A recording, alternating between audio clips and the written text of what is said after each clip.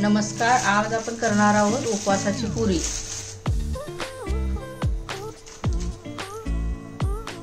त्यासाठी मी 4 चमचे पीठ घेतलेले आहे। थोडंसं मीठ घालूया, पाणी घालूया। आपण थोडं थोडं पाणी घालायचं।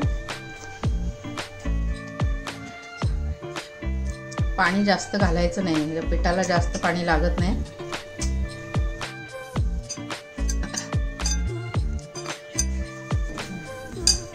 थोडंसंच पीठ मळलंय, कारण मी एकटीच पुऱ्या खाणार आहे, म्हणून मी थोडंसंच मळलेलं आहे पीठ।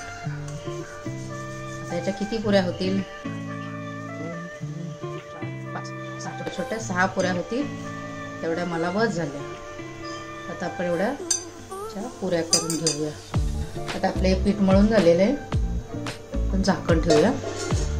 एवढा अर्धा छोटा बटाटा घालणार आहोत, शिजलेला बटाटा हा, तो घालणार आहोत आणि हे मिक्स करून घेऊ पीठ। बटाटा घालणं ऑप्शनल आहे, नाही घातलं तरी पुऱ्या चांगल्या होतात। पुन्हा आपण मळून घेऊ। सुरुवातीलाच बटाटा घातला तरी चालतो। आता आपण पुरी करायला सुरुवात करूया। तर मी हे पीठ आणलेलीच पिशवी घेतलेली, राजगिरा पीठ आणलेली, त्याचे 2 भाग केलेले आहेत। तुमच्याकडे बटर पेपर असला तर बटर पेपर घेऊ शकता तुम्ही। थोडंसं मध्ये तेल लावायचं।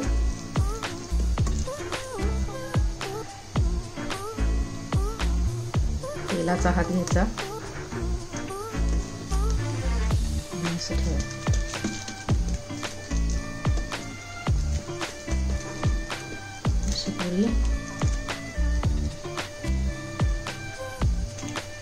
अशी पुरी करून घ्यायची। लाटण्याने लाटाय गेलं तर काय होईल, चिरा पडतात, म्हणून मग मी हे असं करते। असं काय कडेने फाटत नाही आणि आकार पण व्यवस्थित येतो। आणि आपल्याला किती पातळ हवी, तेव्हा किती मस्त झालेले, किती पातळ हवी त्याप्रमाणे करता येतं असं पिशवीने। हे बघा, हे असं करून आपण तळून घेऊ। तर मी तेल ठेवलेलं आहे तळायला।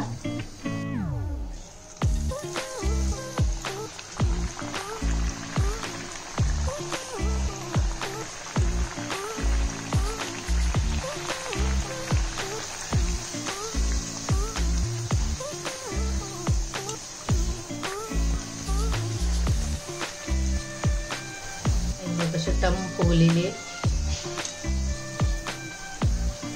या पुऱ्या जास्त तेलकट होत नाही।